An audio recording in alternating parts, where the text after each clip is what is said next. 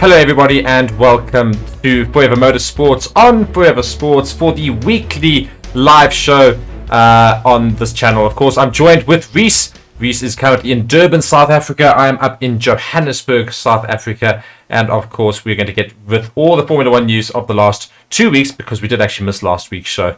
And then, of course, we're going to go with all the information, hopefully leading towards the next Grand Prix and all the things happening this month in F1. Reece, how have you been in this horrible break where we've got no racing?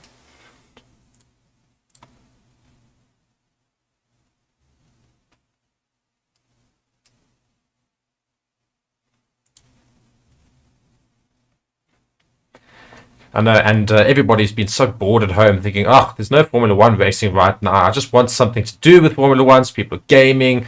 I know Reece is playing a lot of Formula One. People are just waiting basically to get the season back underway. It's the only problem with Formula One, of course. It's got these very big breaks in between sometimes, and it just becomes a little bit of a bore fest sometimes.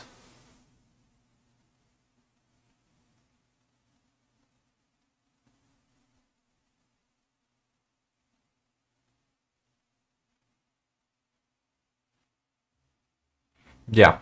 And I think we'll just head on straight into the news, of course, for this week. So if we go and look at one of the main things, of course, the title of the show, and it's not necessarily the main thing, but certainly just things to talk about. We're going into Formula One for the year. And the Mirror has released an article. It's titled, rather unashamedly, saying, Christian Horner is concerned as Mercedes and Ferrari F1 paddock rumours threaten the Red Bull team. Now, basically, what the article goes through, and I'll read a little bit of it, but it basically goes to the fact that Red Bull and Mercedes and Ferrari are going to be putting a hell of a lot of improvements and have said that they've got major improvements coming for the car for the rest of the season. And so he's worried that he reckons that they may well kind of fight back in the latter half of the season. And for all that Red Bull have been dominant in the beginning, it's not necessarily going to hold true as the rest of the season takes place. So there's going to be a lot of fighting from other teams. Of course, a very long season, 23 races. We've only had 3. So people are saying, oh, it's Red Bull running away with it already. And no doubt, Red Bull are looking very strong. But there's lots of time for teams to come back.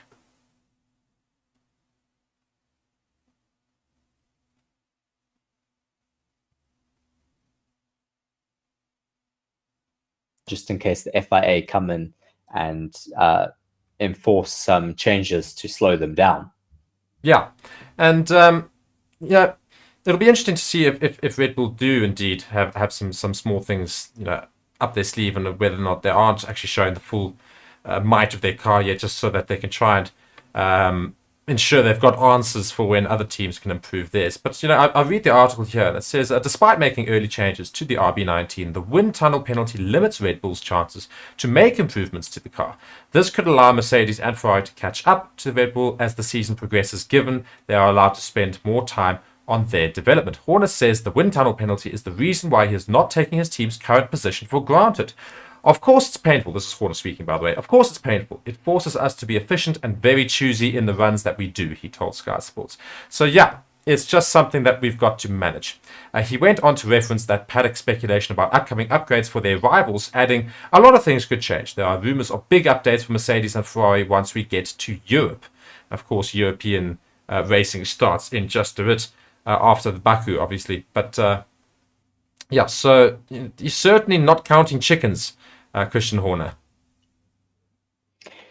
No, I think when you do have such a big penalty like they have this year with their wind tunnel development time being cut by quite a bit due to that budget cap overspend, you certainly expect your teams to make big advancements in these like short breaks that we have, especially in such a jam-packed calendar.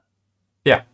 And we keep going on Red Bull, but there's other things that we've spotted, and there's another article here, and it says Red Bull, have obviously created quite a big gap already in the season, very much leading from the front. But it says the Red Bull gap shows the 2022 Formula One rules were less the rules were less restrictive than expected in terms of the 2022 rules they had. I think it meant to say 2023, or rather I think they were saying last year's. I don't know. This is a bit of a confusing one for me. But I would assume last year's because they brought in more restrictions going into Yes. 2023. Yes, indeed. It says for 2022, F1 switched to a car concept based around exploiting the ground effect from the floor, with the aim of making it easier for drivers to race each other by reducing turbulent wake. The regulations were also tightened up to make it less likely that one team would steal a march on the opposition. Alongside the effects of the budget cap, it was hoped that F1's new era would produce a grid that is much closer. And whilst the rules appear to have hit the mark with a midfield that is becoming closer than ever, early suggestions that the F1 would become more spec series, would become more like a spec series, have proven unfounded, basing on this season, of course, this racing this season. So, yeah, I don't know really what to make of that much, but it's. I'm trying to just decide now if I've just read this and this is from an article from last year. I don't think it is from this year. It's just a bit of an oddly put together article. Nonetheless, it's basically going to McLaren saying that they reckon Red Bull are doing the best job right now, but we will gain a consistent advantage throughout the season with the other teams, whereas Red Bull will, of course, not have that same advantage going forward. But basically saying that some people were criticizing the rules of the current regulations, and that in fact they're not actually as restrictive as they might have first seemed. So, yeah, I don't know what to make of that. But any thoughts you have on that? No, not really too much. It was not the best put together article. No, it really wasn't. But nonetheless, you say you've got something on Red Bull. Yes, I have a little article. Also, just acts as a bit of a segue to who we are talking about next. Christian Horner speaks out on the impact of Dan Fallow's Red Bull exit. Dan Fallows obviously being one of the chief aerodynamicists at Red Bull, who then went to Aston Martin for 2023. Very interesting. Obviously, Aston Martin changing their car quite a lot into 2023, looking a lot more like that Red Bull. Could that be down to Dan Fallows? Well, let's read on to see what Christian Horner says. Shortly after his arrival, Aston Martin debuted a green Red Bull at the Spanish Grand Prix, with Red Bull questioning whether their IP had followed him over to Silverstone. IP obviously being intellectual property, which is not allowed to be taken from team to team. The FIA then cleared Aston Martin, declaring all the IP related to the car was theirs, with teams saying that they had already begun working on their concept back in 2021. Very interesting, isn't that, Mark? Yeah, I mean, it's quite apart from anything else. The interesting thing is losing such a crucial team member in the Red Bull team to Aston Martin, who of course sprung out this season as the main competitors to Red Bull. So that, I think, in itself is also very interesting. Christian Horner then went on to say, we've had a very low turnover of staff in our history at Red Bull, and it's great that we've given talent a chance to develop and achieve great things. When they go to other teams, I'm pleased for Dan that he's doing a good job, but his departure has given other engineers an opportunity, and everything is about evolution. The team we have now is even stronger than the one we had 2 years ago. We're all looking inwardly and looking ahead. Clearly not missing Dan Fallows too much, but wishing him all the best at his position at Aston Martin. But they certainly were a bit concerned, thinking that they had stolen some of their intellectual property. Yeah, as I said, there's certainly always room for concerns with regards to IP being stolen when you've got team members moving to other major teams. However, you'd certainly trust, hopefully, that ethics would remain at the top of it. And within Formula One, the cars are so similar. To have a real significant breach of IP is quite difficult. It's I think there'll just be minor improvements that you'll see in most of these teams, and it won't necessarily be a major thing that, as you say, with regards to IP being stolen, but it's certainly one thing at least you can look out for. But I don't think you will necessarily see it. But again, the fact that you've got the aerodynamics department changed there from Red Bull to Aston Martin, it's going to be interesting to see how that pans out for the rest of the season. Yes, well, it certainly seems to be giving them quite a lot of performance. So I'm certainly very happy that they did make that change going into 2023. It's certainly made the spectacle of Formula One a lot more interesting to have some more teams fighting it out for the podium positions. Yeah, and we speak about more teams, of course, Aston Martin, and we're talking about Aston Martin and the likes of Fernando Alonso, of course, racing for Aston Martin. Sky Sports has got an article here on Fernando Alonso and his impact. And it says Fernando Alonso is giving everyone at Aston Martin extra motivation, says the team principal Mike Crack. I love that name. Every single time I read it, I just go, oh dear.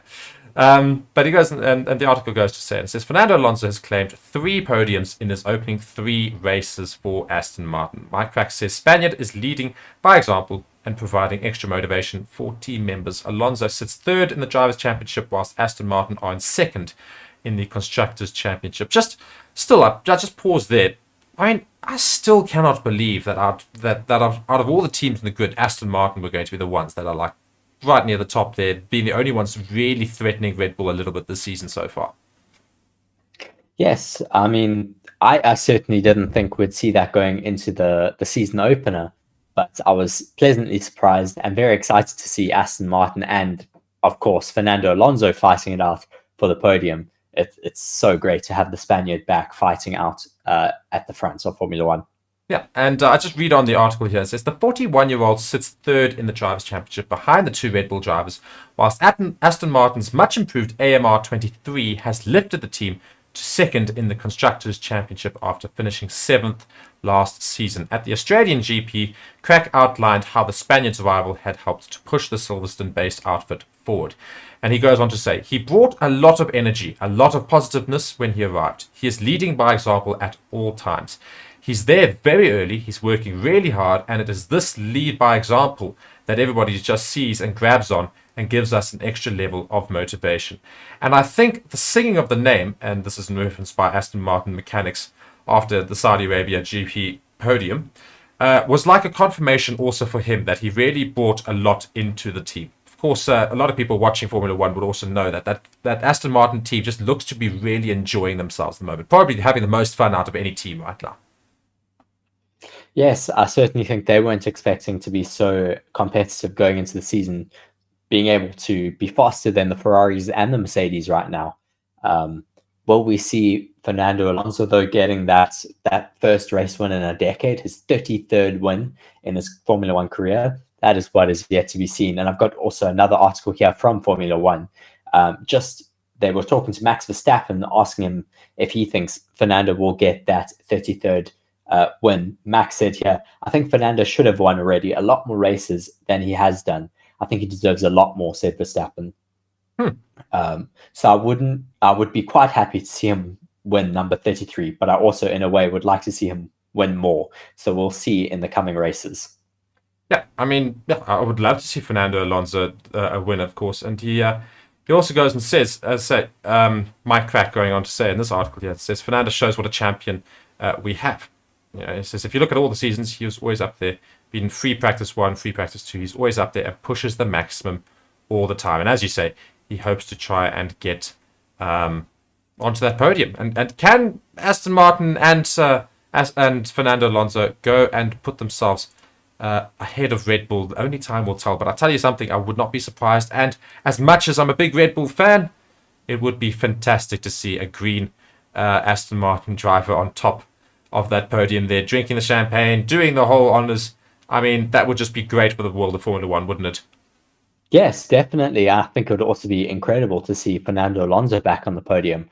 I mean, when he was with McLaren and they were certainly struggling with those Honda engines, I don't think we'd ever see him back on a podium again. And now we have him on a podium and possibilities of a race win. Yeah, I mean, it's incredible. And he still shows at this, ripe old age of, was it 42, 41? 41. I mean, it's ridiculous. And what he also shows is just bravery that you still don't see from some of the younger drivers, funny enough. It's just that willingness to really push the car to its absolute limit. And, there's very few people who are quite as competent a racer as Fernando Alonso. So all credit to him, of course, but he is going up against that Red Bull team and the power of Max Verstappen. And I've got an article on Max Verstappen as well. It says he's predicted to surpass Schumacher and Hamilton's 7 F1 titles. That's what they're talking about already, of course, with the power of Red Bull and the power of Max Verstappen at the moment. And I'll just read the article here. It says, Red Bull driver Max Verstappen, the reigning Formula One world champion, has the potential to clinch a historic 8 world championship titles, according to Damon Hill, the 1996 Formula One champion. After securing the 2021 title in a dramatic finale in Abu Dhabi, Verstappen continued his dominance into the 2022 season, setting a new record with unprecedented 15 wins in a single campaign. With 2 wins in the first 3 races of 2023, driving for Red Bull's RB19, Verstappen seems poised to defend his title yet again. Now, given the fact that he's got so much dominance in, 3 years now, how long do you think this can last? And will he potentially break that record? Well, I don't know how predictable it can be. I mean, these regulation changes are purely made to encourage racing. Obviously, so far, Red Bull seem to have figured them out quite well so far, but it's still a long time until we have another regulation change. We could have the Mercedes catching up, the Ferraris finally getting to grips with their concept as well. I mean, we're already seeing Aston Martin looking very competitive. I don't think you can necessarily call it just yet. No, not at all. There's still a lot of races to come. And of course, one of those, the very next one, Baku, which is a very difficult circuit. And I think will probably be quite an interesting... I mean, obviously, Australia was, just madness, really. Complete madness in Australia. And in the comment section, if you guys obviously are here watching Formula One, be sure to let us know your thoughts of that Melbourne Grand Prix and just the ridiculousness that unfolded there. But we saw ridiculous things happen in that Melbourne Grand Prix. Now we're going to Baku, which is obviously another street circuit, yet again. And it's got the longest straight out of any track on the calendar. It's got a ridiculously long straight, that. And at the same time, throughout the rest of the track, it's very, very narrow and very, very likely to have safety cars. Now, what sort of a madness are we going to see in Baku? Is that going to be another race where we suddenly see potentially Red Bull maybe not win? Well, historically, it's quite a difficult race. A lot of safety cars due to those very narrow corners, especially leading into that castle section. That is certainly the most difficult section on the track. We've had quite a few crashes there in the past. Yeah, and it's very difficult to predict Azerbaijan due to this. So, I mean, we've seen how Mercedes and Ferrari have fought all the way to the end of a race here. Yeah, and we also talk about the castle section. Of course, so many people, especially in practice and qualifying, tend to try and take that very, very sharp left corner right in the middle there. That everyone knows, that very, very tight one. That seems to be when those crashes happen, of course, because people are risking it all to try and get that quick lap as much as possible in that qualifying session at least. Now, in a race scenario, that should happen. It's pretty much an automatic red flag. Yes, it will be a red flag because you will damage the Tech Pro barrier. I mean, and we've seen how trigger happy they are on the red flags at the moment. Exactly. We might end up with like 5 or 6 red flags on the race. Which is why, this is why I say, I think for all that Melbourne was madness, I think the Baku circuit is going to be even more so, because if we should have one crash, it's just going to result in so many more. And as Jimmy Boy says, Red Bull so far ahead, it's ridiculous. And indeed, we say, they are so far ahead. But Baku could throw a little bit of a spanner in the works, because if one single Red Bull crashes in Baku, or at least gets a seriously bad hand dealt to them, and both Aston Martin somehow make it to the end, it suddenly makes it for interesting viewing, because Aston Martin have been, should have got a few more points than they have. It's very disappointing that Lance Stroll was unable to finish one of those races. But the Aston Martins are looking very strong right in the tails of Red Bull, and if they should just consistently get enough points, and they start to challenge even more so, Red Bull's going to have a real problem on their hands. I think Azerbaijan's also going to be a very good track to look at in terms of comparing the gap that has come down, hopefully, over this little break. It should be a track that certainly plays to Red Bull's car, but will the other teams be able to have made some gains over that break that we've just had? I know, and last season we always talked about Ferrari through the corners and Red Bull on the straights, and this season Red Bull just seemed quick everywhere, but still, especially on those straights. And it's got such a long straight in Azerbaijan. I almost feel like Red Bull could take 2 cars in one go. That's the sort of pace they've got. Open that DRS, and if Max Verstappen finds himself in third behind, let's call it Fernando Alonso and Charles Leclerc in first and second, I reckon that Red Bull with DRS could probably take both of them if they're punched up enough, because that Red Bull is just so ridiculously quick. Yes, it works very well down the main straights due to having that double or triple beam wing, which gives it that double DRS and just makes it absolutely lightning fast down the straights. Yeah, but that of course is to come. That's not this weekend. That's the following weekend. That's next weekend in Azerbaijan. 30th of April. Correct, yeah. 30th of April, that will be the race. It's that weekend at least. And of course, be sure to stick around the channel and subscribe to the channel. Let me not stumble over my words. Subscribe to the channel to be sure to catch the live streams and live watch alongs for that weekend, which will be, of course, very, very good. I'm not sure how much of it me and Reece will be doing, but I'm certain some of the team from Forever Sports will, of course, be covering that weekend as best we can. It's provided, of course, we don't get copyright striked illegally again, or at least not rightfully so. Stupid F1, but nonetheless, we have to move forward. We can't reminisce over the pain of our streams getting taken down. But what we certainly will be doing though is streaming the race on Formula One 2022 beforehand on the Thursday. Well, we don't know when we're going to do it. Uploading that stream. We don't know quite when we're doing it yet, but as you say, yeah, we will be, of course, racing ourselves, the Formula One, well, for Forever Sports team at least. And Reece is looking to try and come back at me as I'm currently leading the pack. Yes, that's what happens when people get taken out in the first two corners, unfortunately. Yeah. Lots of complaining. Of course, that's news as well. Following the Forever Sports team who go and race around in the Formula One game, and we've got a whole leaderboard, and we've got our own championship happening, which is very competitive, and be sure to go check that out. That's on Forever Sports Extra. Be sure to go and check that out as well. And I just want to go to one other article here whilst we're in our show, just before we start to close things around, and that's going to Nico Rosberg, who's revealed why he retired in F1 after his 2016 title success. I know this is Reece's least favorite driver. He can't stand this man. I used to really support him, but I don't know. Nowadays, he irritates me. And I read the article now. It's from Planet F1. It says, Nico Rosberg rose to the Formula One summit with Mercedes by becoming world champion in 2016 and quickly headed for the Formula One exit door from there. He and Lewis Hamilton developed one of Formula One's fiercest rivalries as they battled for title glory as Mercedes teammates, a partnership where Hamilton more commonly came out on top in terms of title successes, winning the 2014 and 2015 crowns. But the following year, it was Rosberg's turn to become world champion for the first time. As it turned out, only time, as well as he would, in the aftermath of that success, confirm his retirement from Formula One, which was very bizarre at the time. And he goes and says, speaking in an interview with Men's Health magazine, Rosberg served to shed further light on why he made that shock decision at the time. And he says he was afraid that at some point he wouldn't be good enough and that no team would want him anymore, said Rosberg. And, want me anymore, but this is what Rosberg was saying. Rosberg speaking now, I wanted to decide for myself. So basically, he was saying that, he didn't want to, carry on and wasn't certain of doing well in Formula One and wanted to end on a high note. Is that the right decision? Because you look at Fernando Alonso now, of course, he's been way out of any sort of title argument for a while now, but certainly turning heads this season. Do you think that Rosberg should have stayed around?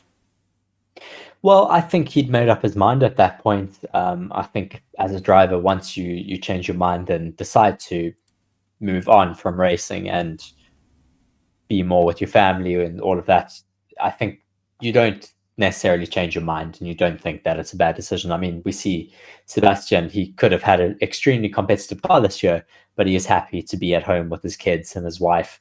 I think it's for their best decision. It's what makes them happy at the end of the day. And also don't forget how much money these guys make, so they really don't have to stick around for the money.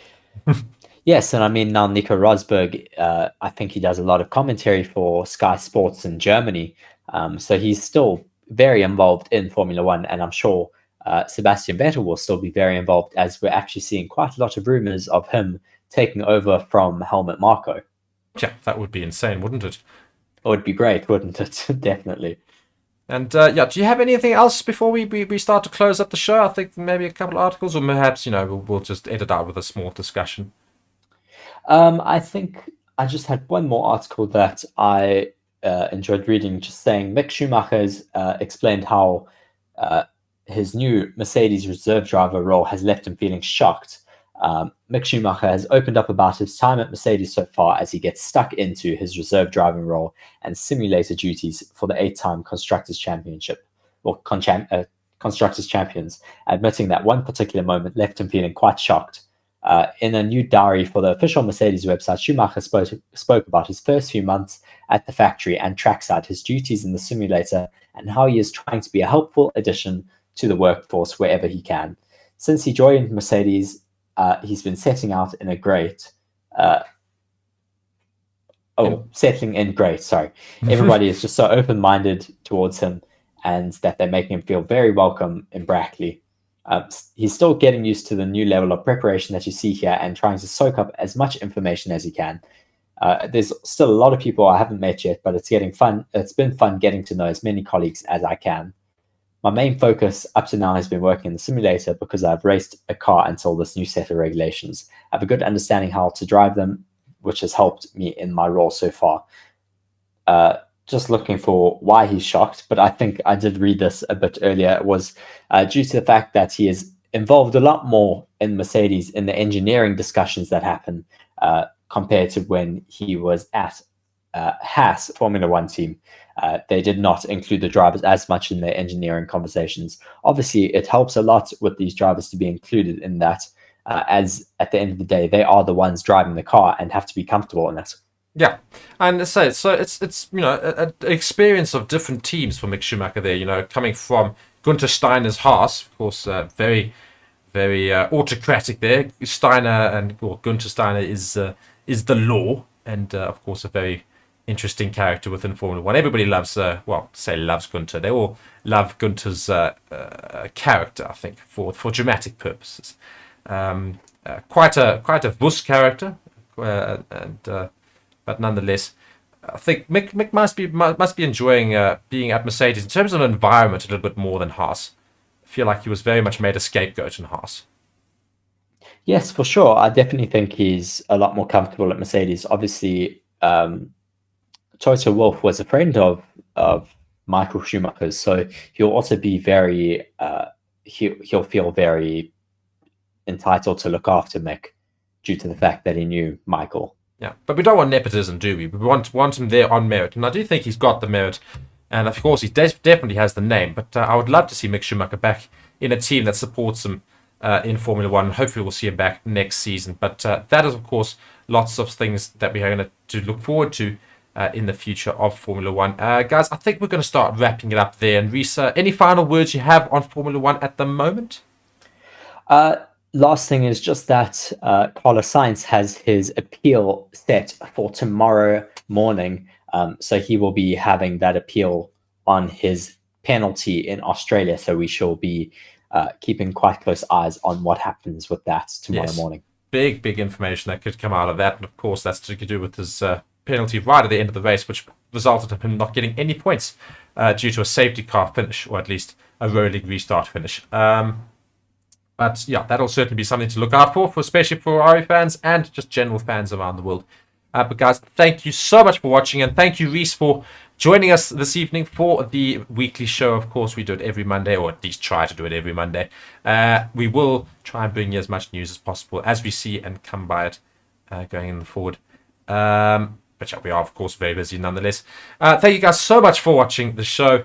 And on Forever Motorsports and Forever Sports, I've been Mark, Reece has been Reece, and have a great week. Goodbye.